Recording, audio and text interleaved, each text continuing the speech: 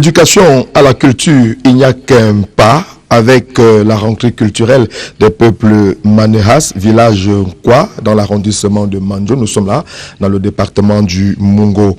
Moment festif qui a connu l'intronisation d'un chef traditionnel. Château Balo-N, correspondant sur place dans le Mungo. À ses côtés, Jean-Germain Yetna. Des sons, rythmes et traditions à l'esplanade de la chefferie du village Nkua, dans le canton Manéas, arrondissement de Manjo, département du Mungo, dans la région du littoral.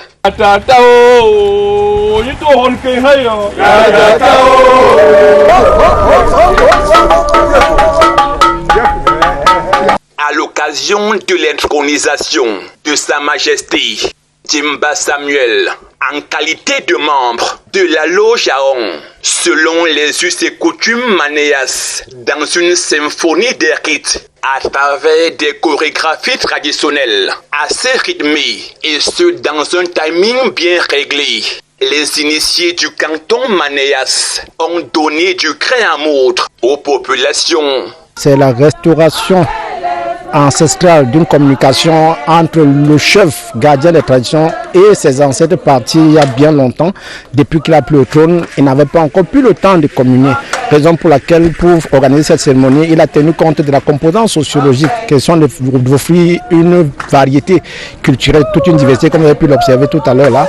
Et la part belle a été faite à une triple élévation, pratiquement à ce que nous avons de plus sacré dans nos us et coutumes dans le Ngor du Songo, à savoir la ronde, le zomal et la pied, qui est vraiment les dernières sociétés secrètes en termes d'élévation.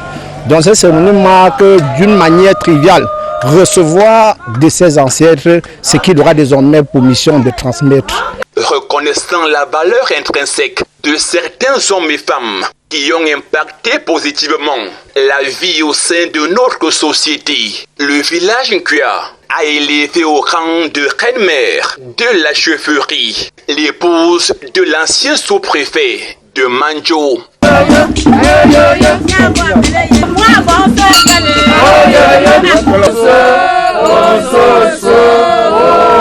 Un sentiment de fierté, de joie. J'ai senti la nature me parler. Pourquoi Manjo? Parce que le destin nous a conduits à Manjo et Manjo nous a accueillis, il nous a acceptés et ça a été vice-versa. Parce que nous ne sommes pas natifs d'ici, nous nous sentons chez nous. Un sacre qui intervient après celui de son époux, le docteur Didier Bidja, qui avait été fait grand notable de la chefferie traditionnelle du village Nkua. Raison pour laquelle le chef du village Nkua a pensé les élever. Ça avait été le cas il y a quelques mois pour le docteur Bidja. Aujourd'hui, c'est le cas pour sa tendre épouse, notre désormais reine-mère. Nous sommes contents parce que c'est aussi ce brassage-là qui fait la beauté du Cameroun. Une double cérémonie d'intronisation et d'anoblissement où l'interculturalisme, gage du vivre ensemble, était aussi au rendez-vous avec la présence des ressortissants de plusieurs autres communautés.